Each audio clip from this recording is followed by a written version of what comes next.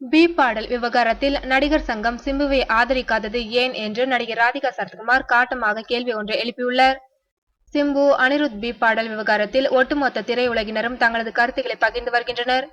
பெரும்பாலும் தமிழ் சினிமாவில் சிம்புவுக்கு எதிரான சூழலே நிலவுகின்றது. தற்போதைய நிலவரப்படி சிம்பு வெளிநாடுகளுக்கு தப்பிச் செல்லாமல் இருக்க அவரது பாஸ்போர்ட்டை முடக்கும் முயற்சிகளில் மத்திய குற்றப்பிரிவு காவல்துறையினர் இறங்கியுள்ளனர். இந்நிலையில் நடிகை ராதிகா சரத்குமார் பி பாடல் விவகாரத்தில் நடிகர் சங்கம் இன்னும் நடவடிக்கை எடுக்காமல் இருப்பது ஏன் என்று கேள்வி கேட்டுள்ளார். மேலும் நாளை உங்களில் யாரேனும் பாத்ரூமில் பாட்டு பாடும் போதோ அல்லது புகைப்படங்கள் எடுத்துக்கொள்ளும் போதோ இதுபோன்ற சம்பவங்கள் நிகழலாம் என்று எச்சரிக்கை விடுத்துள்ளார். இந்த விவகாரத்தில் ராதிகாவின் கணவரும் முன்னாள் நடிகர் சங்கத்தின் தலைவருமான சரத்குமார் இந்த பாடல் தவறானது, அது யார் பாடியிருந்தாலும் எழுதியிருந்தாலும் என்று இந்த பாடல் குறித்த தனது கருத்தை சமீபத்தில் வெளிப்படுத்தினார். மேலும் இந்த விவகாரம் தொடர்பாக நடிகர் சங்கம் ஏன் மௌனமாக உள்ளது, நடிகர் சங்க தலைவர் நாசர் ஏன் மௌனமாக உள்ளார் என்று கேள்விகள் எழுப்பி சரத்குமார் சிம்புவின் பி பாடலுக்கு கடுமையான கண்டனம் தெரிவித்திருந்தார்.